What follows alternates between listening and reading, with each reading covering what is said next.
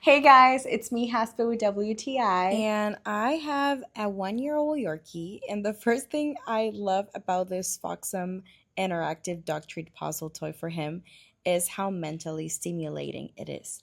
It's not just a toy, you guys. I didn't only get this for mental stimulation, I also got it to make him more excited about food. And I also love that this brand has other puzzle toys with more challenging levels, but since my dog is small and this is his first stimulation toy, I decided to start with this one.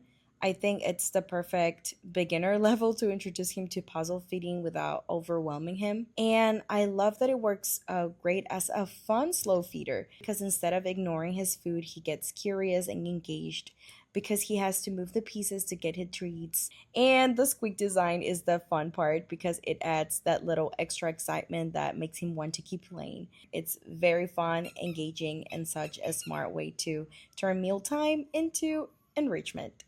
But that's just our point of view.